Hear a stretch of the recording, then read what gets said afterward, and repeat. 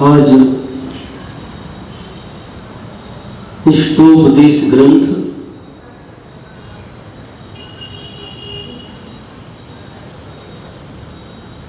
अर्धा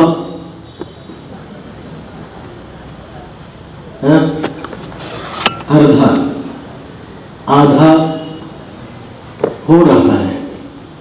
51 श्लोक है और आज कौन सा 26वां श्लोक प्रारंभ हो रहा है। बहुत अच्छा। अब यहां से बहुत अध्यात्म की बात प्रारंभ होगी। शिष्य ने प्रश्न किया, गुरुदेव ये संसारी प्राणी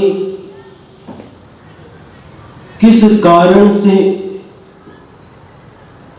कर्मों के द्वारा बंधता है और किस कारण से उन कर्मों से छूट करके मुक्त हो जाता है।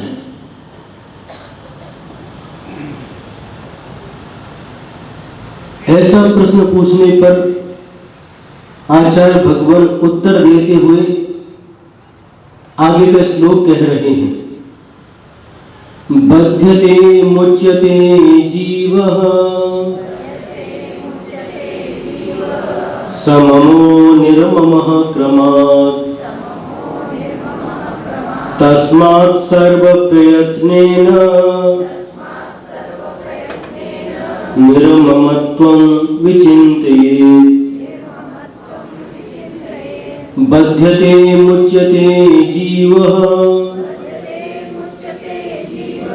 सममो निर्ममः क्रमात् तस्मात् सर्व प्रयत्नेन निर्ममत्वं विचिन्तयेत्। बध्यते मुच्यते जीवः सममो निर्ममः क्रमात् तस्मात् सर्व प्रयत्नेन निर्ममत्वं विचिन्तयेत्।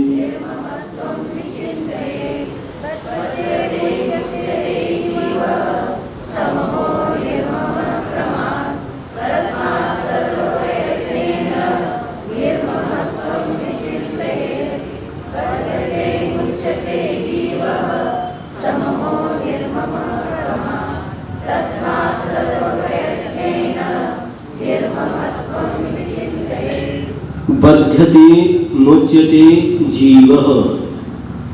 बध्यते में 3 अक्षर, मुच्यते में 3 अक्षर, जीवः में 2, 3 और 3 6 और 2 8 अक्षर का पहला चरण हुआ। सममो निर्ममः क्रमात्। सममो 3 अक्षर, निर्ममः 3 अक्षर, 3 और 3 6 और क्रमात् 3 अक्षर 2 अक्षर, 6 और 2 8। आप लोग बहुत होशियार हो गए। तस्मात् सर्व प्रयत्नेन, तस्मात् 2 सर्व 2 और 2 4, प्रयत्नेन 4 और 4 8 अक्षर का ये तीसरा चरण हुआ। निर्ममत्वं विचिन्तयेत्। निर्ममत्वं 4 अक्षर, विचिन्तयेत् 4 और 4 8 अक्षर का यह चौथा चरण पूर्ण हुआ। अब यह जीव क्यों बंधता है और कैसे छूटता है, बहुत सुंदर श्लोक आपके सामने है। अर्थ देखते हैं। सममः माने ममता से सहित जीव, निर्ममः ममता से रहित जीव यानी जीव, क्रमात् क्रमशः, बध्यते कर्मों से बंधता है, मुच्यते और कर्मों से छूटता है। तस्मात् इसलिए सर्व प्रयत्नेन सभी प्रकार से प्रयत्न के द्वारा निर्ममत्वं निर्ममत्व भाव को विचिंतित ध्यान करो। फिर एक बात अर्थ, मम मम मने मम एक शब्द होता है मम, मम यानी मेरा, षष्ठी विभक्ति का एक वचन मम, अस्मत् का रूप, और युष्मत् का रूप में तव बनता है, तब यानी तेरा, तब यानी तेरा, और मम यानी मेरा। इस तब मम तब मम करते करते तेरा मेरा तेरा मेरा तेरा मेरा करते करते यह जीव निरंतर ममत्व भाव से कर्मों को बांधता रहता है। आचार्य यहाँ पर कह रहे हैं स ममः, इस प्रकार से जो ममत्व भाव है, ममता भाव है, ममता का अर्थ ममत्व, मम के सामने यदि ता प्रत्यय जोड़ देते तो स्त्रीलिंग में होता तो ममता बन जाता है, और मम में त्व प्रत्यय जोड़ देते हैं जो नपुंसक लिंग में होता है तो ममत्व शब्द बन जाता है। जैसे समत्व समता, भव्यत्व भव्यता, नग्नत्व नग्नता। इसी प्रकार से यहाँ पर ता प्रत्यय जोड़ने से ममता शब्द बनाए स्त्रीलिंग में। तो जो ममत्व भाव से सहित है, यानी जितने भी पर पदार्थ हैं उनके प्रति ये मेरा है, इस प्रकार से बुद्धि से सहित है, पर पदार्थों में यह मेरा है। कौन कौन मेरा है? पहले इसी श्लोकदेश में आचार्य पूज्यपाद स्वामी कहकर के आए हैं, श्लोक नंबर 8, वपुर्ग्रहं धनं दाराः पुत्रा मित्राणि शत्रवः सर्वथान्य स्वभावानि मूढ़ः स्वानि प्रपद्यते। वपुः यानी शरीर, ग्रहम यानी घर, धनम यानी धन, दाराः यानी पत्नियां, पुत्राः पुत्र, मित्राणि मित्र लोग, और शत्रवः और शत्रु, ये जितने भी हैं ये सभी सर्वथा अन्य स्वभावानि, मेरे से अन्य स्वभाव वाले हैं, फिर भी मूढ़ अज्ञानी व्यक्ति स्वानि अपने प्रपद्यते मानता है, इन पर पदार्थों को अपना मानता है। इन पर पदार्थों को अपना मानना यही ममत्व बुद्धि है। ये मेरे नहीं है, ये शरीर मेरा नहीं है। यदि मेरा होता तो जन्म से पहले भी होता और मरण के बाद भी रहता।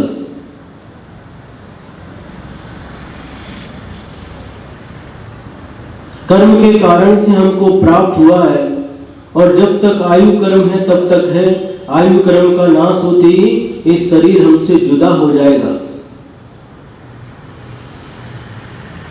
इसी प्रकार से धन, पत्नी, पुत्र, मित्र इत्यादि जितने भी शरीर से संबंध रखने वाले लोग हैं ये अन्य स्वभाव वाले हैं। मेरी आत्मा का स्वभाव भिन्न है और इन सभी पदार्थों का स्वभाव भिन्न है, फिर भी अज्ञानी प्राणी क्या करता है? इनके प्रति ममत्व भाव करता है। ये मेरे हैं ऐसी मान्यता के साथ जीता है।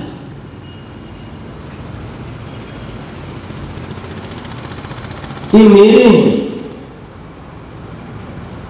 अचेतन पदार्थों में ये मेरे हैं और चेतन पदार्थों में ये मेरे हैं, मैं इनका हूं। इस प्रकार की ममत्व बुद्धि के कारण से यह जीव क्या करता है? बध्यते, कर्मों से बंध जाता है। सममः जीवः बध्यते, ममत्व सहित जीव कर्मों से बंधता है। और निर्ममः जीव मुच्यते, और जो ममत्व भाव से रहित होता है ऐसा जीव कर्मों से छूट जाता है।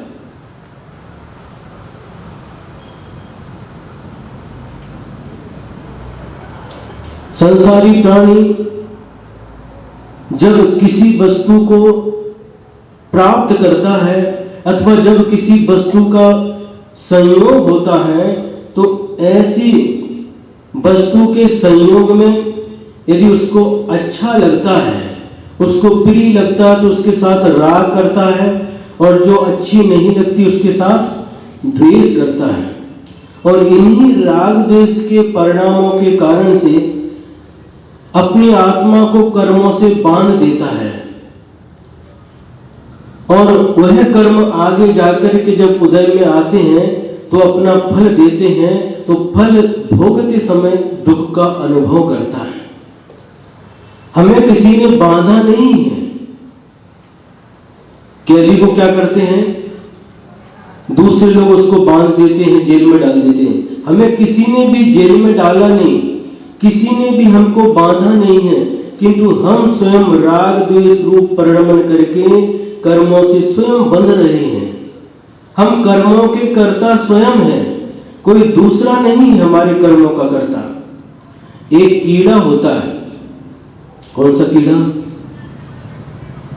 रेशम का कीड़ा। और रेशम का कीड़ा, उसके मुख से जो लार निकलती है और उससे वह अपने शरीर को लपेटते जाता है और वही उसी में फंस जाता है, उसी लार में धागे के रूप में जो परिणमन करता है उसमें फंस जाता है। और लोग आकर के क्या करते हैं, आपको मालूम है? तो वही स्वयं, किसी ने उसको बांधा नहीं है, स्वयं ही बंधा, अपनी लार से स्वयं अपने को बांधा है। उसी प्रकार से हमारी आत्मा स्वयं अपने राग द्वेष रूप परिणामों के कारण से कर्मों से बंधता है, कोई दूसरा बांधता नहीं है।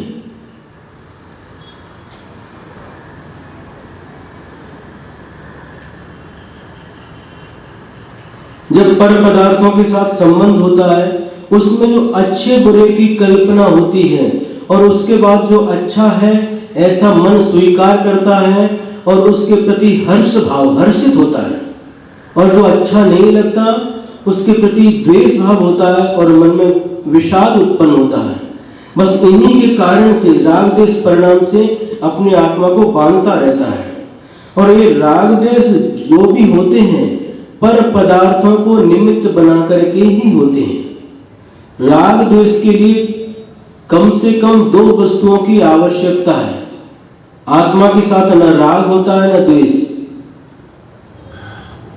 अकेले में राग द्वेष नहीं, लेकिन जब दो वस्तुओं का संयोग होता है उसी समय राग होता है अथवा द्वेष होता है। जो शरीर, स्त्री, पुत्र, माता पिता आदि जो भी हैं, और धन, मकान, गाय, भैंस, गाड़ी, बंगला, जितने भी पर पदार्थ हैं, उनको इसी ममत्व भाव के कारण से ये मेरे हैं ऐसा समझता है। ये मेरे हैं, मैंने ये घर बनाया, ये मेरा है, मैंने खेती की, ये खेती मेरी है, इसको गाड़ी को मैंने खरीदा, ये गाड़ी मेरी है। इस प्रकार से मन में विचार करके इनको अपना समझता है, और जब अपना समझता है तो उनके प्रति ममता भाव उत्पन्न होता है, ममत्व भाव, ये मेरापन, ये मेरा है। इस प्रकार से जब ममत्व भाव पैदा होता है तो जो वस्तु अपने लिए प्रिय है ऐसी वस्तु के प्रति राग बुद्धि उत्पन्न होती है, और जो हमको अच्छी नहीं लगती ऐसी वस्तु के प्रति द्वेष बुद्धि उत्पन्न होती है। इन्हीं राग द्वेष रूप दुर्भावों के कारण से यह आत्मा कर्मों को बांधता रहता है। और जब वह आत्मा, उसके अंदर अंतर्बोध उत्पन्न होता है, किसी सद्गुरु के ज्ञान से, उनके उपदेश से जब उनके अंदर आत्मबोध उत्पन्न होता है, तो फिर इन सब पर पदार्थों में रहते हुए भी इनको अपना नहीं समझता। क्या कहा? अपना नहीं समझता। ये मेरे नहीं है, वास्तव में ये मेरे नहीं है। जब वास्तव में जो मेरा है ऐसे आत्म तत्व का ज्ञान हो जाता है और यही वास्तव में मेरा है, ऐसी बुद्धि जब उत्पन्न होती है तब पर पदार्थों के प्रति उसका ममत्व भाव अपने आप छूट जाता है। और तब उस समय क्या दशा होती है? निर्ममः जीव मुच्यते। इस प्रकार से ममत्व भाव से रहित जीव होता है, वह कर्मों से छूट जाता है। इसलिए आचार्य कह रहे हैं तस्मात्, इसलिए सर्व प्रयत्नेन, प्रयत्न करो, लेकिन प्रयत्न के साथ में सर्व शब्द जोड़ा है। सभी प्रकार से प्रयत्न करो। हम संसार में जो कार्य करते हैं उसके लिए प्रयत्न करते हैं और प्रयत्न करने के बाद यदि सफल नहीं होते तो पुनः प्रयत्न करते हैं। कब तक प्रयत्न करते हैं? जब तक वह कार्य सफल नहीं हो जाता, प्रयत्न करते रहते। आचार्य कह रहे हैं ये कार्य आज तक किया नहीं और इसको करना है, लेकिन सभी प्रकार से पूरी ताकत लगा करके, पूरी शक्ति लगा करके ये कार्य को करना है। सभी प्रकार से प्रयत्न करके निर्ममत्वम, निर्ममत्व भाव का विचिंतित चिंतन करना है, ध्यान करना है। ध्यान करो, चिंतन करो, ऐसा आदेश आचार्य महाराज दे रहे हैं। ये निर्ममत्व भाव ही हमारे लिए आत्मा का कल्याण करने वाला है। संसार का हर प्राणी इसी ममत्व भाव के कारण से, जो वस्तु मेरी नहीं है उसमें मेरी है, ऐसी ममत्व बुद्धि रखने के कारण से दुखी है। जो मेरा नहीं है उसे मेरा मानना, यही दुख का कारण है। कई लोग ऐसे भी रहते हैं जो चेतन अचेतन पदार्थों के उपभोक्ता होने के बाद भी उनमें ममत्व भाव नहीं रखते। एक बार की बात है, एक माता पिता थे और उनके 2 जुड़वे बच्चे उत्पन्न हुए, 2 बेटे थे और माता पिता उनको बहुत प्यार करते थे। दोनों बच्चे साथ में जन्म लिए थे, दोनों के लिए बहुत प्रयत्न करते थे, हर प्रकार से उनके लिए खुश रखते थे। और धीरे धीरे बच्चे बड़े हो गए। जब बच्चे थे, बचपन था, उनकी हर इच्छाओं को पूरा किया।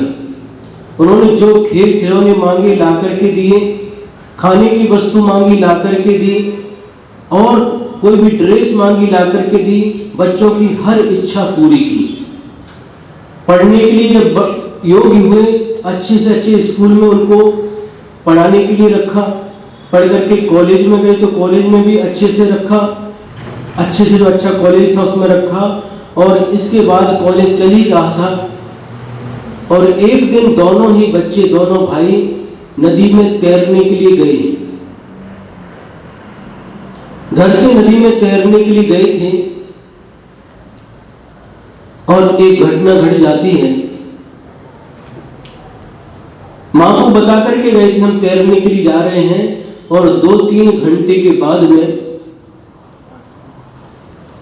वो लौटते नहीं, किंतु कुछ लोग क्या करते हैं, उनकी लाश को लेकर के आते हैं। तैरते तैरते ऐसे भंवर में फंस जाते हैं कि वहां से वो निकल नहीं पाती। भंवर मालूम है? नदी में जो ऐसा राउंड, पानी में ऐसा राउंड रहता ना, वो भंवर कहती है। तैरते तैरते बारिश का समय था, नदी में पूर आया था और उस भंवर में फंस जाते हैं, निकल नहीं पाते। निकलने का प्रयत्न करते हैं, पूरी शक्ति लगाते, फिर भी निकल नहीं पाते और दोनों ही बच्चे उसी भंवर में फंस करके अपने प्राणों को छोड़ देते हैं। दोनों ही बच्चे मरण को प्राप्त हो जाते हैं। और इस प्रकार से जब उनकी लाश तैरते तैरते आगे जाती तो लोग पहचान लेते तो वो बच्चे हैं और उनके बच्चे हैं, और उन दोनों को निकाल करके लोग 2 लाशें एक साथ लेकर के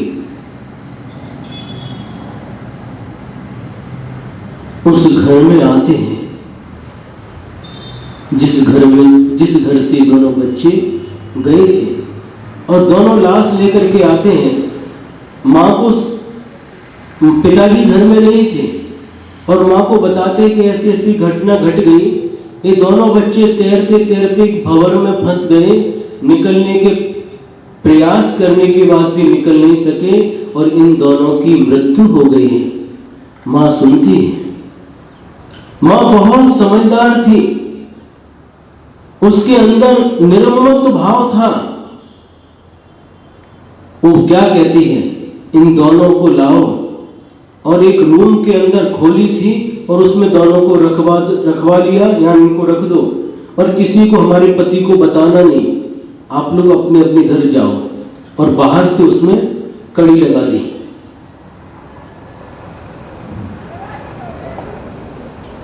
जो मां थी वह निर्ममत्व भाव वाली थी, लेकिन पिता ममत्व भाव वाला था। पिता का उन दोनों बच्चों के प्रति बहुत राग था, बहुत स्नेह था, प्रेम था।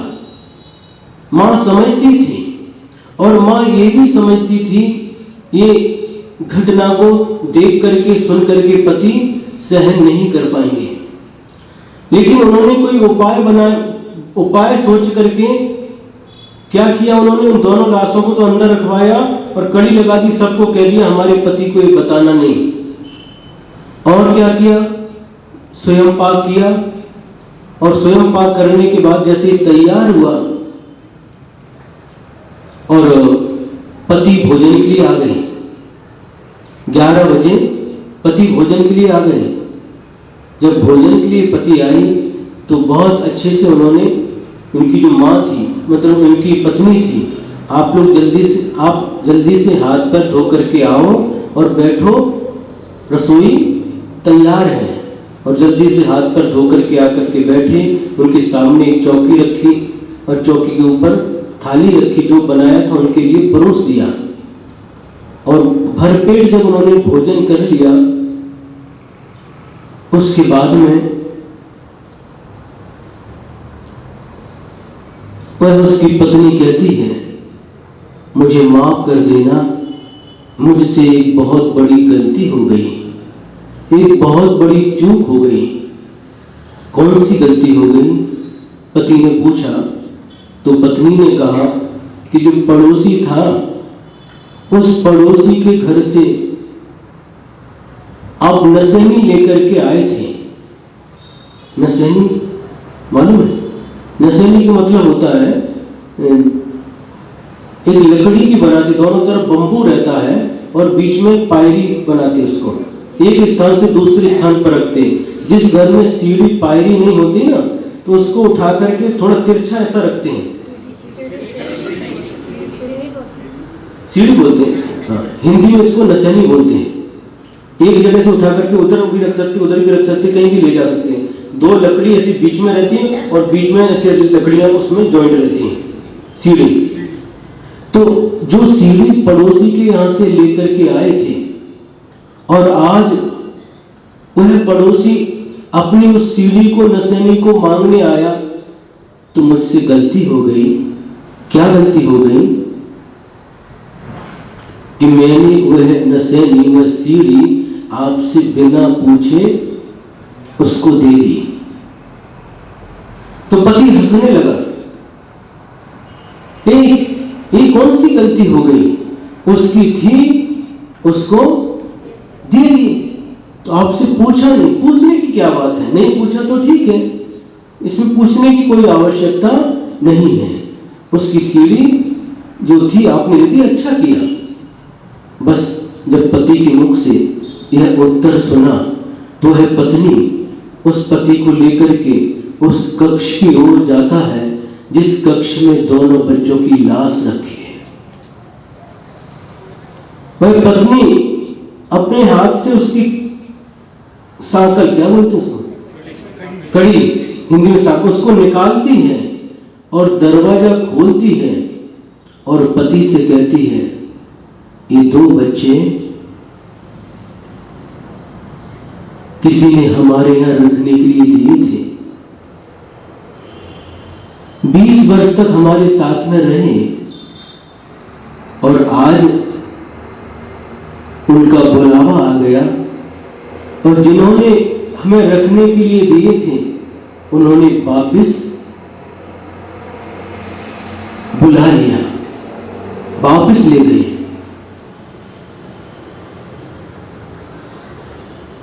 जैसे ही पति ने देखा, उसकी दोनों आंखों से अश्रुधारा बहने लगती है। दो ही बेटे थे, दोनों ही जुड़वे थे, बहुत प्यारे थे। पिताजी बहुत उनके प्रति ममता भाव रखते थे, लेकिन पत्नी की आंखों में आंसू नहीं है।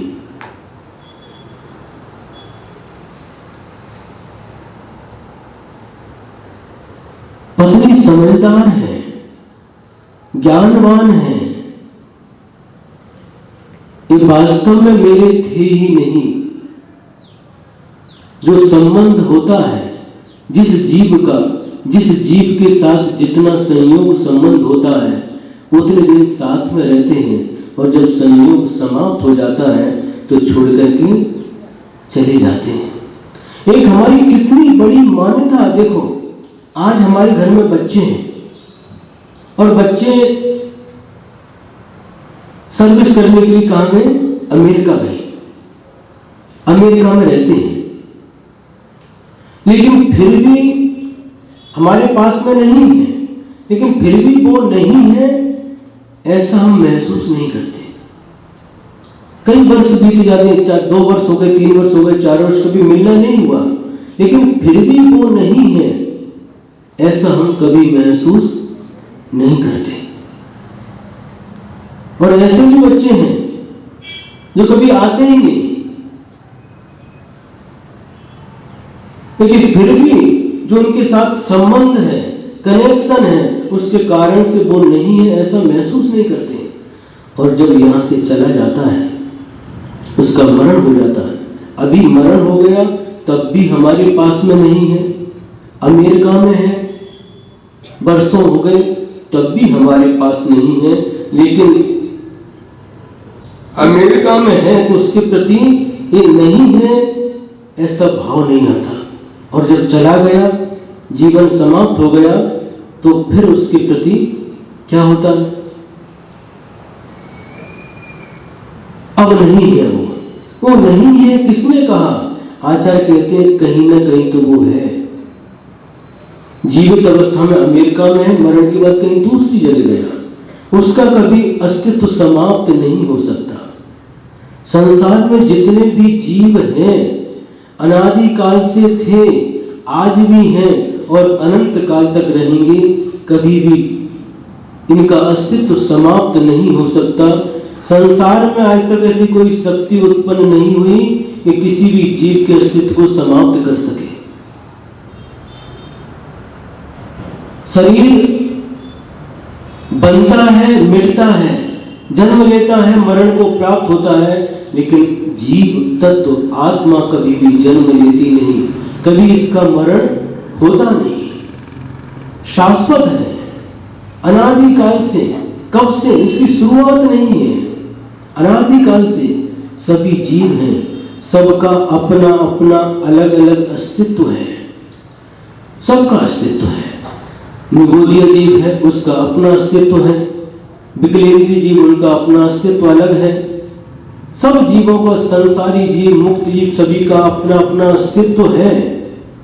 इतना अवश्य है जो जीव संसार से मुक्त हो गए तो मुक्त अवस्था में है, लेकिन है संसारी नहीं। संसारी जो थे वो मुक्त बन गए, लेकिन उनका अस्तित्व समाप्त नहीं हुआ, है और रहेंगे। जीव का कभी नाश नहीं हो सकता, यह अटल सिद्धांत है। कभी कभी भी, एक क्षण के लिए भी, एक समय के लिए भी, एक समय किसे कहते हैं? काल द्रव्य की सबसे छोटी इकाई समय कहलाती है। एक सेकंड में भी असंख्यात समय हो जाते हैं। एक समय के लिए भी आज तक इस जीव का अस्तित्व समाप्त नहीं हुआ है और कभी हो भी नहीं सकता। कोई भी ऐसी शक्ति आज तक उत्पन्न नहीं हुई जो जीव को समाप्त कर सके, जीव के अस्तित्व को मिटा सके। ऐसा ज्ञान जिसको रहता है वो कैसी भी परिस्थिति में अपने आप को संभाल लेता है, अपने परिणामों को संभाल लेता है। बस वह पत्नी उसको समझा रही है। ये जीव दो प्राणी थे जो पुत्र के रूप में हमारे यहाँ पर जन्म लिए और 20 साल के लिए इनका अपना संबंध था और आज वह चले गए हैं। पहले उसने नसैनी का सहारा लिया, पति का मन पक्का करने के वो नसैनी सीढ़ी लेकर के आए थे। उनकी सीढ़ी थी 6 महीने से अपने पास में रखी थी और आज वो मांगने आए तो मैंने उनको दे दिया। तो इसमें आपने गलती क्या थी? उनकी थी तो उनको दे दिया। अब यहाँ पर कह रही है ये दोनों पुत्र किसी ने अपने यहाँ दिए थे, 20 साल के लिए रखने के लिए दिए थे और उन्होंने जिन्होंने दिए थे और उन्हें वापस ले लिए हैं। समझा रही है किसको? अपने पति को। पति के मन में ममत्व भाव है बच्चों के प्रति, लेकिन ये इसके अंदर तत्व ज्ञान है। ज्ञानवान है पत्नी, निर्ममत्व भाव है। जब तक थे उनका संयोग था, संबंध था, आज नहीं है, मतलब यहां नहीं है, कहीं ना कहीं तो अवश्य है। इस प्रकार से वह पत्नी अपने पति को बोध देती है और समझाती है। पति के आंखों में आंसू है, लेकिन पत्नी की सूझबूझ से बहुत जल्दी वह समझ जाता है, समझ जाता है। प्राय करके जब ऐसी परिस्थिति बनती है तो हम अपने आप को संभाल नहीं पाते। हमारे मन में विकलता आती है, शोक में डूब जाते हैं और इस वास्तविकता से हम अपरिचित रह जाते हैं। और यदि हमें तत्व ज्ञान है, भेद विज्ञान है, तो इन सारी परिस्थितियों को हम देख करके भी और सुन करके भी कभी विचलित नहीं होते। आचार्य यहाँ पर कह रहे हैं जो जीव ममत्व भाव से रहित है, पर पदार्थ के प्रति ममत्व भाव है। आचार्य कहते हैं कि मुनि बन गए और मुनि बन करके घोर तपस्या भी की, घोर तपस्या की, लेकिन जब तक पर पदार्थ के प्रति यानी परमाणु मात्र के प्रति भी तेरा राग भाव रहेगा, तब तक तू मुक्ति को प्राप्त नहीं कर सकता, केवल ज्ञान को प्राप्त नहीं कर सकता। पहले सब पर पदार्थों के प्रति ममता भाव को छोड़ो।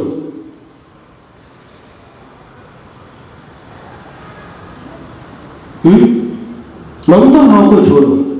जो जीव ममता भाव से रहित रहता है वह मुक्ति को प्राप्त कर लेता, कर्मों से छूट जाता है, कर्मों के बंधन से मुक्त हो जाता है।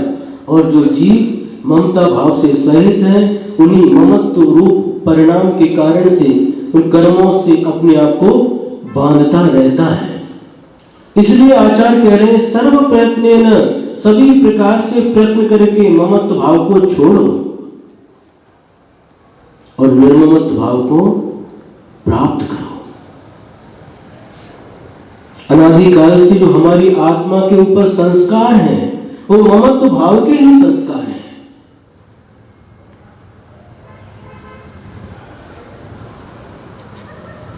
जो मेरा नहीं है उसको मेरा मान करके उसके प्रति ममत्व भाव करते आए हैं, वही संस्कार अनादिकाल से हमारी आत्मा के ऊपर छाए हुए हैं। जब उन संस्कारों को हम दूर करेंगे, धीरे धीरे धीरे धीरे ममत्व भाव को छोड़ते जाएंगे और निर्ममत्व भाव के प्रति हमारा आकर्षण बढ़ेगा और निर्ममत्व भाव को हम धीरे धीरे बढ़ाते जाएंगे तो एक दिन ऐसा आएगा कि हम पूर्ण रूप से ममत्व भाव से दूर होकर के निर्ममत्व भाव को प्राप्त हो जाएंगे।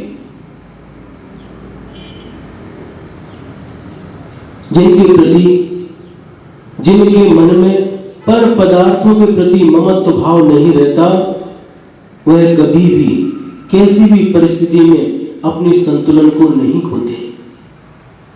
एक राजा जनक की घटना शास्त्रों में पढ़ने को मिलती है। राजा जनक कौन थे? सीता के पति थे और राम के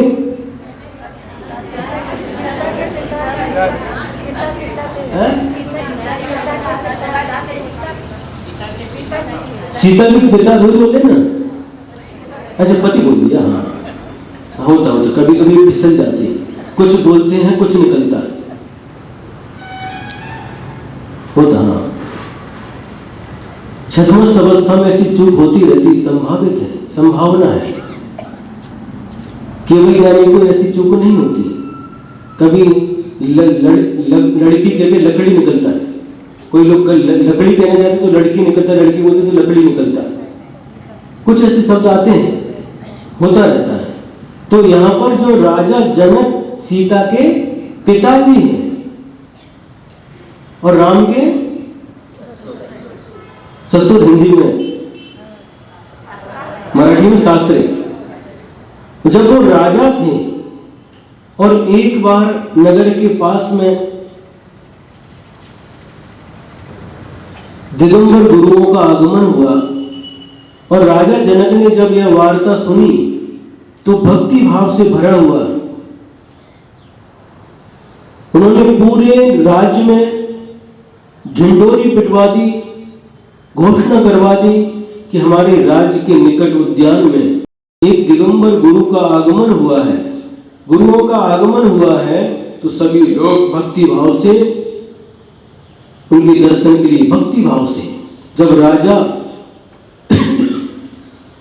मुनिराज के दर्शन के लिए जाता था तो अकेला नहीं जाता, पूरी सेना के साथ, पूरी जनता के साथ, ढोल पताका क्या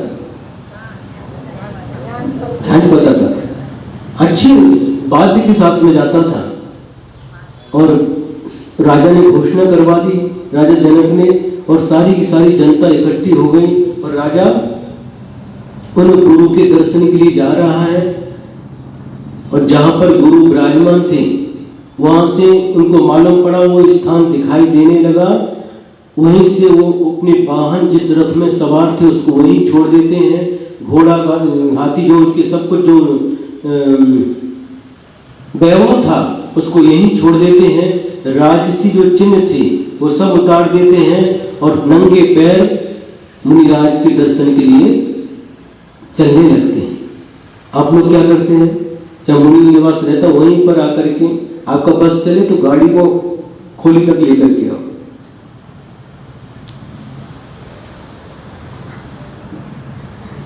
हेलीकॉप्टर तो छत के ऊपर ही उतार डायरेक्ट।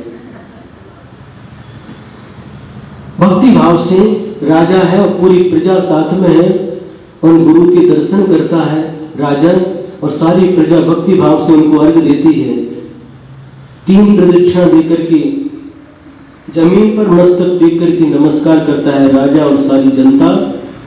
और उसके बाद राजा उन मुनिराज को उपदेश देने के लिए प्रार्थना करता है, हे गुरुदेव, हम लोगों के लिए धर्म का उपदेश देकर के हमारे ऊपर अनुग्रह कीजिए, कृपा कीजिए। और मुनिराज उस राजा जनक की बात सुनकर के उपदेश देना प्रारंभ करते हैं। उपदेश प्रारंभ है, उसी बीच में एक घटना घट जाती है। वहां से समाचार आता है कि राजमहल में आग लग गई है। कहां? राजमहल में आग लग गई है। लोग दौड़े दौड़े आते हैं और राजा जनक के पास जाकर के सूचना देते हैं कि अपने राजमहल में आग लग गई है। राजा सुनता है और शांत मन से जैसे सुन रहा था उसी प्रकार से मुनिराज का उपदेश सुनता रहता है। राजमहल में आग लग गई ये शब्द सुनने के बाद भी राजा के मन में जरा भी विकृति नहीं आती। जो लोगों ने सुना कि राजमहल में आग लग गई है तो लोग वहां से उठने लगे। कुछ लोग सोचने लगे कि राजमहल के पास ही हमारा घर है, कहीं वह आग बढ़ते बढ़ते हमारे घर तक न पहुंच जाए, हमारी खेती भी पास में खेती तक न पहुंच जाए। ऐसे विचार करते करते बहुत सारे लोग उठ गए, लेकिन राजा जनक इस बात को सुनने के बाद भी उठने की बात तो दूर, शरीर तो नहीं उठा, मन भी नहीं उठा। पूरा ध्यान गुरु की वाणी में है, उपदेश में है, सुन रहे हैं।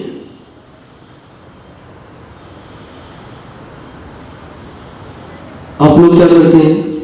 जरा सा मोबाइल आया, तुरंत प्रवचन के बीच में से चालू, उठ करके जाएंगे, पीछे जाएंगे। लेकिन राजा जनक उपदेश सुन रहा है और इतनी बड़ी घटना के राज महल में आग लग गई, जरा भी उसके मन में कुछ नहीं, जाने की बात ही नहीं,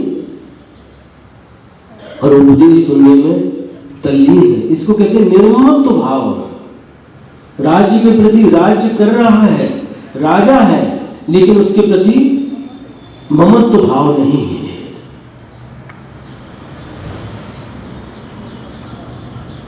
ममत्व भाव नहीं है।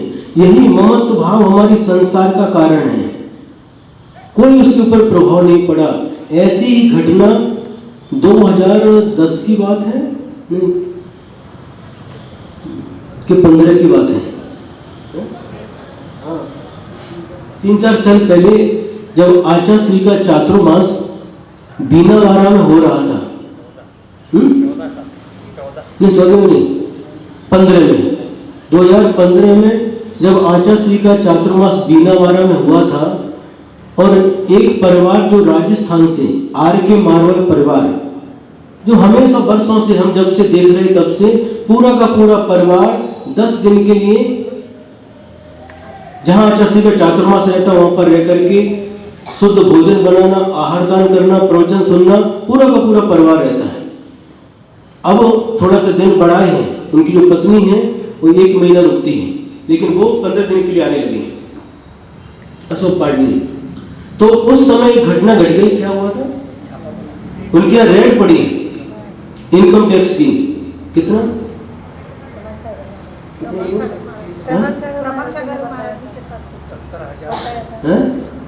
बहुत, उनकी संख्या भी हमें याद नहीं, बहुत, कितने हजार करोड़ के, कितने 100 करोड़, हाँ, इतने करोड़ पर रेड पड़ी।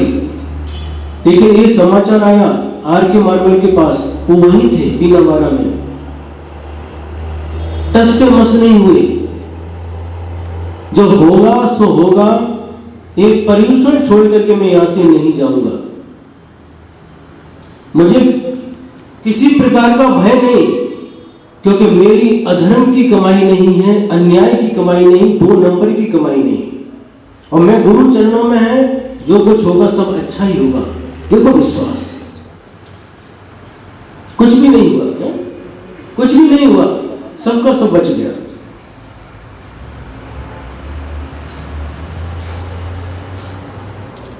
धन दौलत बहुत लोगों को प्राप्त हो जाती है, बहुत लोगों को प्राप्त हो जाती है,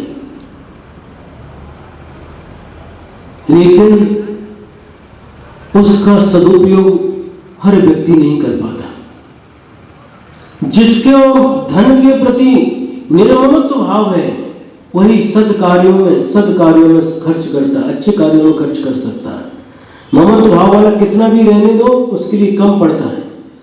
कभी भी दान के भाव नहीं, ऐसे धन के प्रति मूर्छा भाव रहता है। अजून पाइजे, अजून पाइजे, अजून पाइजे, ऐसे करते करते कितना इकट्ठा करते गए, कहां रखा पता नहीं। और ऐसा जीव आचार्य कहते हैं मरण करके क्या बनता है? हा? बोलो,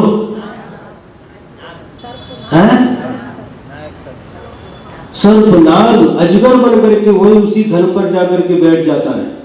ऐसी घटना आई शास्त्रों में। और कोई भी जाता तो फुंकारता उसके ऊपर, और अपना बेटा आता तो लेने देता है।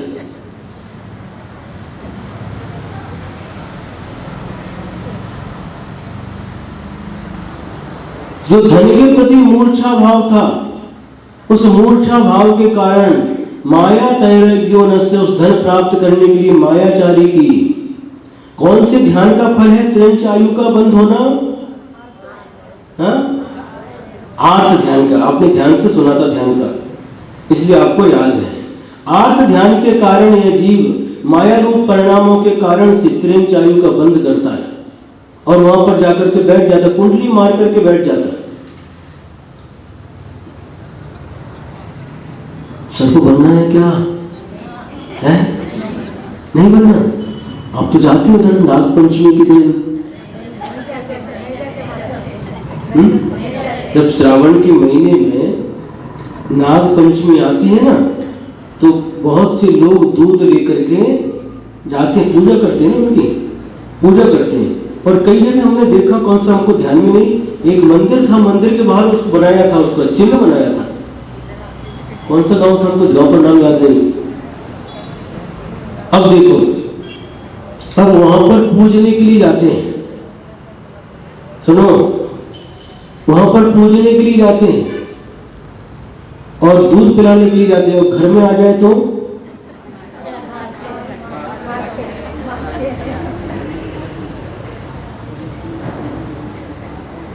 नाग पंचमी के दिन ही घर में आ गया तो धन्य भाग्य। हे नागराज, हम आपकी पूजा करने के लिए वहां जाते थे, आज आपने बहुत कृपा कर दी, आप प्रकट हुए हमारे घर में, धन्य भाग्य, धन्य भाग्य। क्या करते हैं?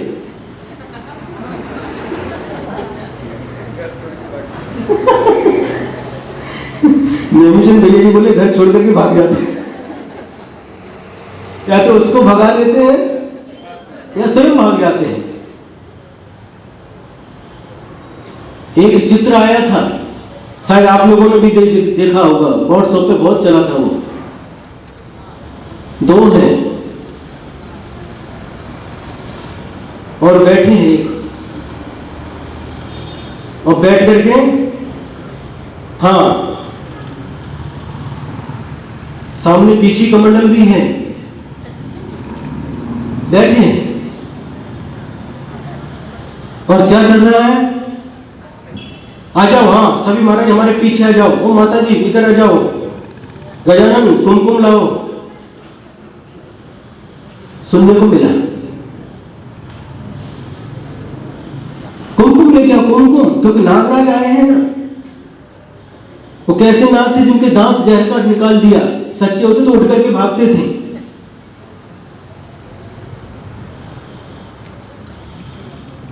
आचार्य शांति सागर महाराज जी के ऊपर वास्तव में सर्प का कई बार उपसर्ग हुआ है। ऐसा चित्र भी है जो उनको गले से लिपट करके बैठा है। कितना महान उपसर्ग सहन किया उन्होंने, घंटों तक उनके शरीर के साथ खेलता रहा। ऐसे गुरु वास्तविक सच्चे गुरु होते हैं। ऐसे गुरु हमारे सदगुरु हैं, हमारे जीवन की नैया को पार करने वाले हैं।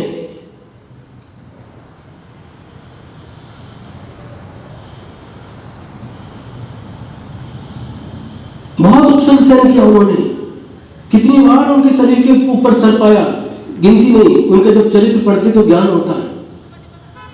लोग कोई दर्शन करने गए और देख करके डर करके भाग गए, लेकिन महाराज ध्यान में तल्लीन है।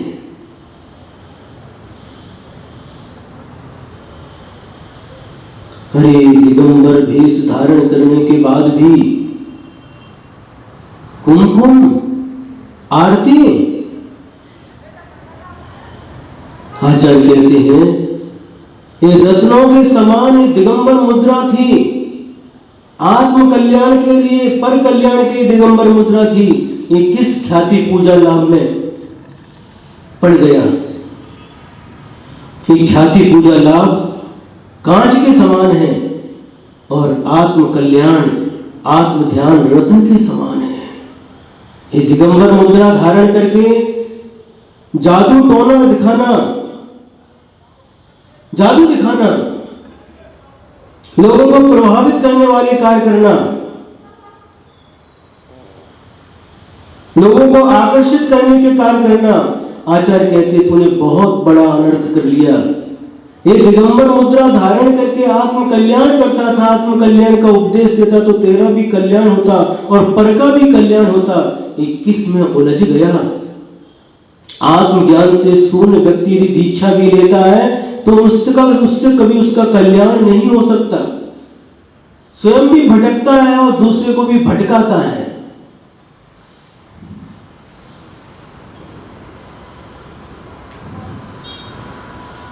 जो वास्तव में सच्चा गुरु होता है, तीन लोक के नाथ के अनुसार चलने वाला होता है, उन तीन लोक के नाथ को ही भजने का उपदेश देता है। वही हमारे नाथ हैं, वही हमारे सब कुछ हैं। अन्यथा शरणम नास्ति त्वमेव शरणम मम। दर्शन पाठ पढ़ते हैं, ऊपर से पढ़ते हैं, शब्दों तक पढ़ते हैं, अंदर उसके अंदर तक नहीं जाते। यदि अंतर में ऐसा बोध हो जाए, अन्यथा शरणम नास्ति भगवान, वास्तव में मेरा कोई शरण नहीं है, त्वमेव शरणम मम, आप ही मेरी शरण है। यदि ऐसा अंदर से प्रकट हो जाए भाव, तो कहीं पर भी जा नहीं सकता। तीन लोक के नाथ वीतराग मुद्रा को छोड़ करके कहीं जा नहीं सकता। दर्शन पाठ पढ़ते त्वमेव शरणम मम, और उधर जाते उधर भी त्वमेव शरणम मम, इधर जाते त्वमेव शरणम मम। बिन पुण्याचा तांब्या,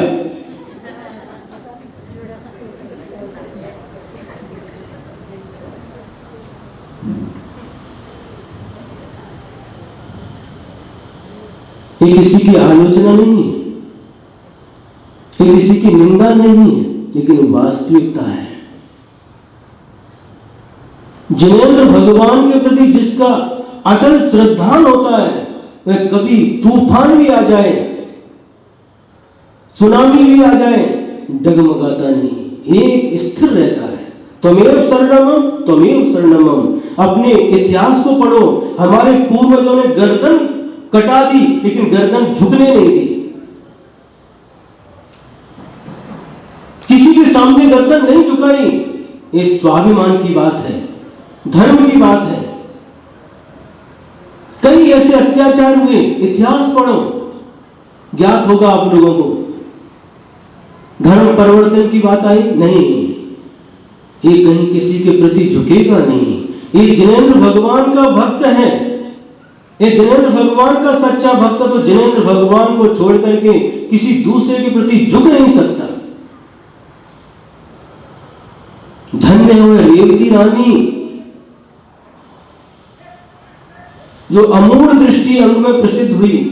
तुरीये रेवती मता, रेवती है, वास्तव में क्या रेवती है वो? लोगों ने, किसी ने एक भ्रमजाल फैलाया, मायाजाल फैलाया और पूर्व दिशा की तरफ ब्रह्मा का वैभव दिखाया। सब जनता उस तरफ भागी, रेवती रानी नहीं। दूसरे दिन दक्षिण दिशा में विष्णु का वैभव दिखाया, उधर भी रेवती रानी नहीं। तीसरे दिन पश्चिम दिशा में महेश का वैभव दिखाया, उसमें भी रेवती रानी नहीं। और चौथे दिन उस मायावी ने क्या किया? उत्तर दिशा में तीर्थंकर भगवान का समोषण दिखाया। रानी रेवती सोचती है, लोग जाते उनके पास, मैत्री लोग जाते ना बुलाने के लिए, अरे रेवती अब तो चलो, अब तो तीर्थंकर भगवान का साक्षात समोषण आया है। रेवती क्या उत्तर देती है मालूम है? अनादिकाल से 24 तीर्थंकर ही होते हैं, और 24वें तीर्थंकर महावीर भगवान हो चुके हैं। कोई 25वां तीर्थंकर नहीं हो सकता। ये जिनेंद्र भगवान की वाणी है। ये किसी का मायाजाल है, ये किसी का भ्रम है, जो सब जनता को भ्रमित कर रहा है। सब जनता भागी, रेवती रानी समोषण में भी नहीं गई।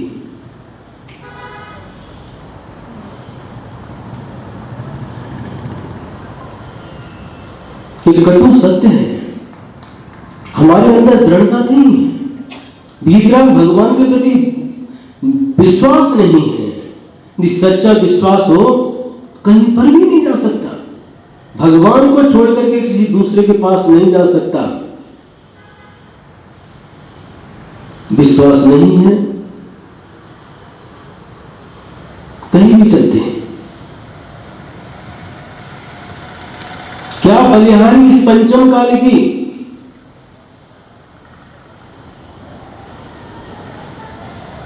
कैसी बुद्धि है?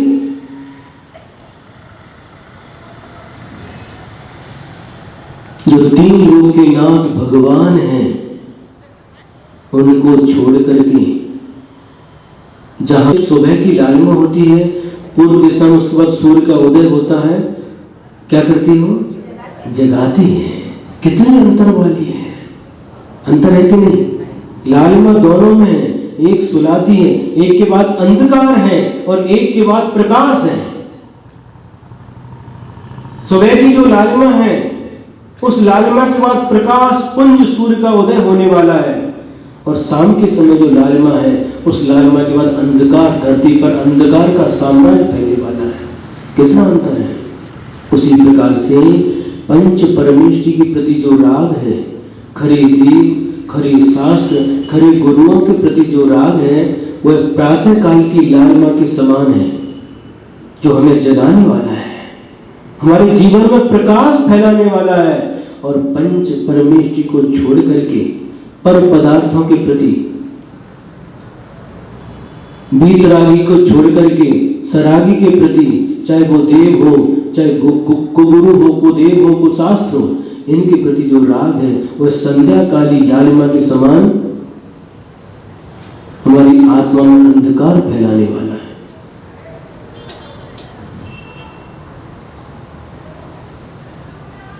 पंचेंद्रिय के विषयों के प्रति जो राग है, भौतिक सामग्री के प्रति जो राग है, वह हमारे जीवन में कैसा है? संध्याकाली लालिमा के समान है। इनके प्रति जो आसक्ति है, जो हमारे जीवन में अब नियम से अंधकार आने वाला इसका प्रतीक है। और पंच परमेष्टि के प्रति जो हमारा राग भाव है, वह हमारे जीवन में अब प्रकाश पुंज सूर्य का उदय होने वाला है। हमारा जीवन प्रकाशमय बनने वाला है, अंधकार का नाश होने वाला है, अज्ञान रूपी अंधकार का नाश होकर के ज्ञान रूपी सूर्य का उदय होने वाला है। ये प्रकाश का प्रतीक है। कितना सुंदर उदाहरण दिया कैसे एकच आहे, सगळे देव एकच आहे। हाँ,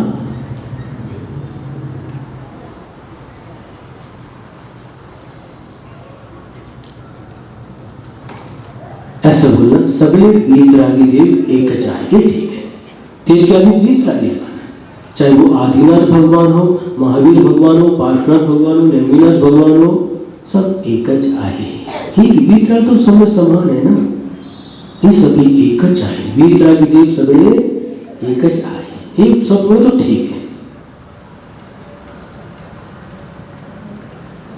किसी को बुरा तो नहीं लग रहा है, क्योंकि भगवान की जो वाणी है, जिनेंद्र भगवान का जो उपदेश है, आगम है, उसके अनुसार तो बोलना अनिवार्य होता है। बहुत अंधकार छाया हुआ है, स्वयं हमारी अज्ञान के कारण से भी अज्ञान है, ज्ञानावरणी कर्म का क्षयोपशम नहीं होने के कारण भी अज्ञान है, और कुछ ऐसे निमित्त आज भरे पड़े हैं जो अज्ञान को और बढ़ा रहे हैं, अज्ञान को कम नहीं कर रहे हैं। उनको कहते हैं अनायतन। ये हमारे जीवन में अंधकार लाते हैं, कभी प्रकाश नहीं ला सकते।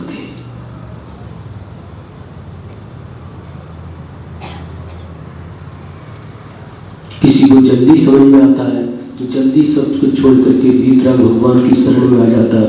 किसी को कुछ दिन लगते हैं, किसी को कुछ महीने लगते हैं, किसी को कुछ वर्ष लगते हैं, और किसी को तीव्र कर्म का उदय होता है तो साक्षात तीर्थंकर भगवान भी धरती पर आ जाए, वह भी उनके अंधकार को दूर नहीं कर सकते।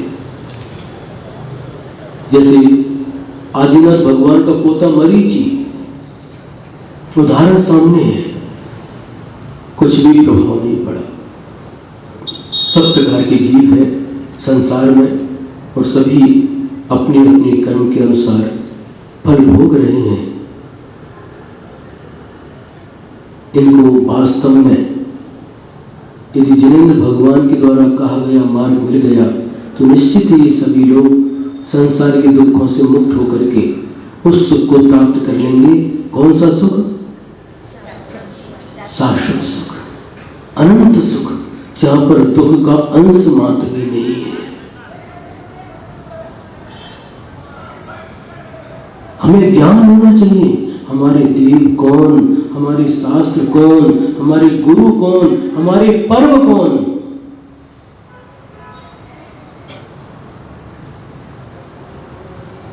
जैन शास्त्रों के अनुसार जो पर्व है वही अपने पर्व है। अष्टमी पर्व अपने पर्व है, पर्युषण पर्व अपना पर्व है, 16 कारण पर्व अपना पर्व है, अष्टमी चतुर्दशी है अपने पर्व है। जो भगवान ने जिन पर्वों का उपदेश दिया वही पर्व हमारे वास्तविक पर्व हैं। जिनका भगवान ने उपदेश नहीं दिया उनको पर्व के रूप में मनाना ये महान अज्ञान का प्रतीक है।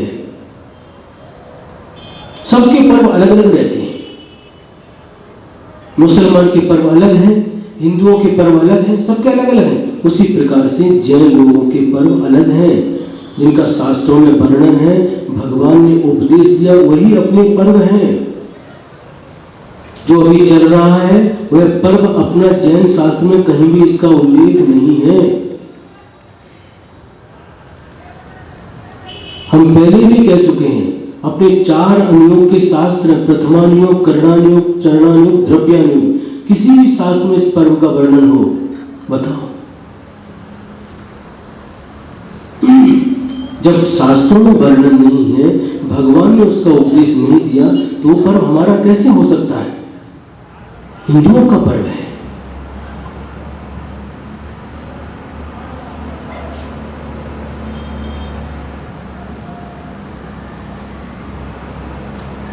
कौन सा पर्व मालूम पड़ा ना, जो अभी चल रहा है 9 दिन का, कि हमारा पर्व नहीं है, जैनियों का पर्व नहीं है। पर्युषण पर्व में तो आओ नहीं, पर्युषण पर्व में तो इधर उधर घूमो, और ये जो नहीं अपना नहीं उसमें जाकर के नाचो कूदो, ये क्या चल रहा है?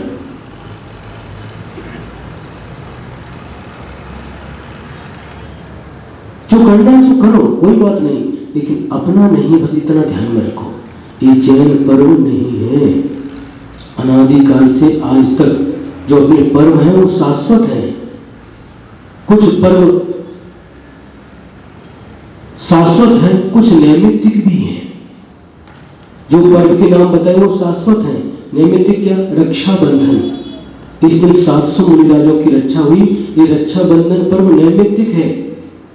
श्रुत पंचमी, इस दिन षटखंडागम ग्रंथ की रचना पूर्ण हुई, इसलिए श्रुत पंचमी पर्व नैमित्तिक है। अक्षय तृतीया, आदिनाथ भगवान के इस धरती पर प्रथम आहार हुआ, इसलिए अक्षय तृतीया पर्व भी नैमित्तिक है। किसी निमित्त से हुआ वो नैमित्तिक है। और महावीर जयंती ये भी नैमित्तिक है। तीर्थंकर भगवान के जन्म कल्याणक है, मोक्ष कल्याणक, नैमित्तिक है सब। तो कुछ पर्व शाश्वत हैं, कुछ नैमित्तिक हैं। ये पर्व न शाश्वत है न नैमित्तिक है। आगे कहते हैं, बहुत हो गया है? अभी दीपावली के बारे में हम बताने वाले हैं। आज थोड़ा सा समय कम है, फिर कभी देखो। ये सब लोग जो आते थे पुस्तक लेके गए, 400 लगभग 350-400 पुस्तकें गई, वो सब कड़कड़ी बनाने में व्यस्त हो गए लगता है।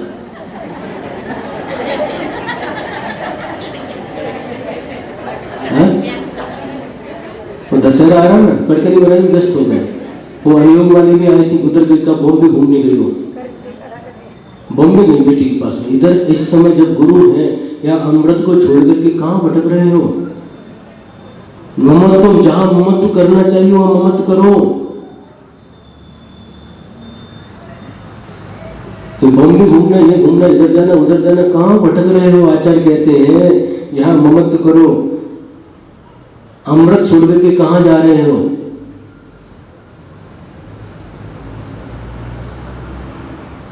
सब ध्यान रहता हमारा। 350-400 पुस्तकें, सबके नाम लिखे हमारे पास, सबकी पर्ची उनकी लिखी हुई, और उन्होंने ये वचन दिया था। उसके बाद ही हमने पुस्तक दी। जब तक क्लास चलेगी लास्ट तक आपको क्लास में आना है। गुरु के प्रति कभी खोटा बोलना नहीं, गुरु के सामने कभी भी छल करना नहीं, दूसरों के साथ छल करने से तो पाप होता है, लेकिन गुरु के साथ धर्म के मार्ग में छल करने से महान पाप का बंध होता है। जब पुस्तक दी थी उस समय आपने संकल्प लिया था, आखिरी तक हम क्लास में आने वाले हैं। जितने भी लोग थे जो आए नहीं है, जो अड़ोसी पड़ोसी, उनको जाकर के कहना महाराज ने ऐसा बताया है। कड़कनी में ममत्व छोड़ करके इधर ममत्व करो।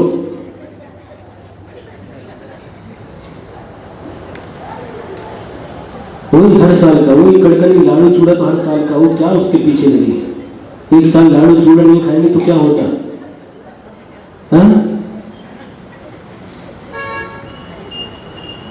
कड़कनी नहीं करेंगे तो क्या दशहरा नहीं बनेगा? लाड़ू चूड़ा नहीं करेंगे तो दशहरा नहीं बनेगा, दिवाली नहीं बनेगी।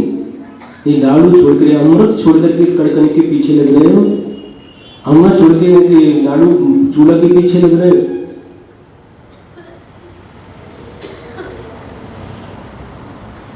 जो नहीं आए, आज अड़ोसी पड़ोसी जो सुन रहे हैं, बता दो, जिन्होंने पुस्तक ली है और जो संकल्प किया है, यदि नहीं आ रहे हैं तो महान पाप का काम कर रहे हैं, ज्ञानोमणि कर्म का महान बंद कर रहे हैं।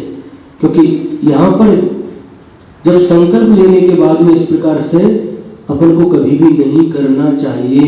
हाँ, कोई मजबूरी है, विशेष परिस्थिति तो बात अलग है। क्या आवश्यकता थी बॉम्बे जाने की? महाराज की जाने के बाद बॉम्बे जाओ, पुणे जाओ, गोवा जाओ, कि जहां जाना है वहां जाओ। अभी क्या आवश्यकता है? लड़की रहती, लड़की के प्रति ममत्व। आचार्य कह रहे हैं तस्मात् सर्व प्रयत्नेन, सभी प्रकार से ममत्व भाव छोड़ करके निर्ममत्वं विचिन्त्येत, निर्ममत्व की भावना करो। निर्ममत्व की भावना से अपनी आत्मा को भावित करो। इसी प्रकार की एक कार्य का आचार्य कुंद स्वामी ने समय सार में लिखी। स्वयं हमको ऐसा लगता है उसी की छाया आचार्य पूज्यपाद स्वामी ने की है। आचार्य कुंद स्वामी ने समय सार में लिखा, रत्तो बंधधिकं मुंचति जीवो विराग संपन्नो, एसो जनो वदेशो तम्हा कम्मेषु मारज। क्या कह रहे हैं? रत्तो बंधति कर्मम, रागी जीव कर्मों को बांधता है।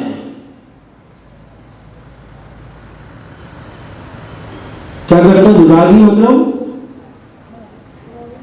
राग मालूम है ना, राग देश वाला राग, जिसके पास राग है वह रागी कहलाता है। वह रागी जीव कर्मों को बांधता है।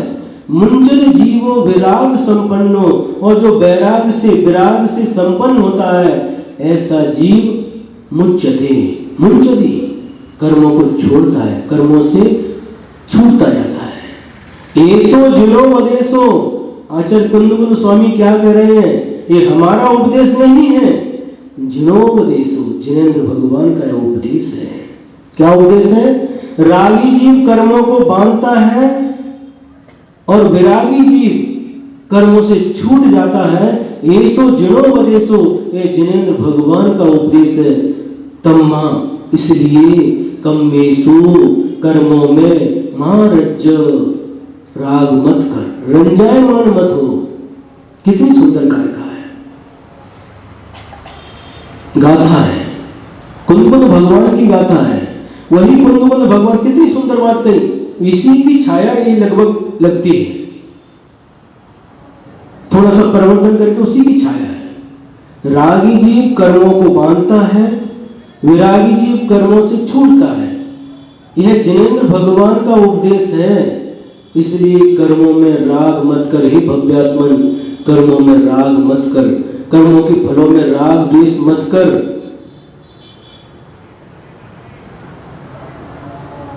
और इन कर्मों में कभी भी रंजायमान मत हो।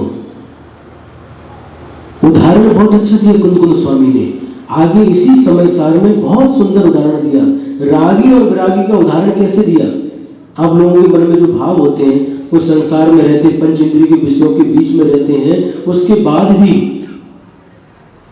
सारे पदार्थ भरे पड़े हैं, और उसके बाद भी क्या विरागी की परिणति रहती है, क्या रागी की परिणति रहती है, इसका चित्रण दो गाथाओं में उन्हीं कुंकुम स्वामी ने किया। नानी रागप जहोय सवदबे सुकम मज्ज गदो नोलिपद कमरयेन दु कद्दम मज्जे जहा कण्यम अन्नानी पुनरत्तो सवदबे सुकम मज्ज गदो लिपद कमरयेन दु कद्दम मज्जे जहा लोहम। कितना सुंदर बात कही, देखो। नानी रागप जहो ही सब दब्बे सुकम मज्जगतो। ज्ञानी जीव क्या करता है, सभी द्रव्यों में निश्चय से राग से रहित होता है, किसी भी पर द्रव्य के प्रति राग भाव नहीं करता। इसलिए नो लिप्पदि सब दब्बे सुकम मज्जगतो, सभी द्रव्यों के बीच में रहते हुए भी कर्मों से बंध को प्राप्त नहीं होता, कर्मों के बंधन को प्राप्त नहीं होता। उदाहरण दिया, नो लिप्पति कम रहेंदु, वह कर्मों से लिप्त नहीं होता। कैसे? कद्दम मज्जे जहा कणियम। कद्दम माने कीचड़, चिक्कल में जैसे सोना पड़ा हुआ है, उस सोने कीचड़ में गिरने से कितने समय तक भी, बरसों तक भी यदि पड़ा रहेगा कीचड़ में, चिक्कल में, कभी भी सोने में जंग नहीं लगती। जंग मालूम है? क्या बोलती जंग? कंज, कंज। हाँ, ये लोहे में रहता है ना, लोहे में लग जाता है, वो लाल लाल लाल निकलता है उसमें से। तो सोना कीचड़ के बीच में पड़ा हुआ रहने के बाद भी, बरसों तक उसमें रहने के बाद भी सोने में कभी जंग नहीं लगती। उसी प्रकार से ज्ञानी जीव क्या करता है, सभी द्रव्यों में राग से रहित होता है, किसी भी पर द्रव्य के प्रति उसका राग भाव नहीं होता। इसलिए कर्मों के बीच में रहते हुए भी वह कर्म रूपी रज से लिप्त नहीं होता। दूसरा उदाहरण अज्ञानी का दिया है। जिस प्रकार से अज्ञानी जीव पर पदार्थों के प्रति राग भाव से सहित होता है, पर पदार्थों के प्रति राग करता है, इसलिए कर्मों के बीच में रहते हुए कर्मों की रज से लिप्त हो जाता है। उदाहरण दिया, कद्दम मज्जे जहा लोहम। पहले कहा था कद्दम मज्जे जहा कणियम, कनक यानी सोना, और यहां पर कह रहे कद्दम मज्जे जहा लोहम। जैसे कीचड़ के बीच में पड़ा हुआ लोहा जंग खा जाता है, उसी प्रकार से अज्ञानी कर्मों के बीच में रहते हुए कर्मों की रज से लिप्त हो जाता है।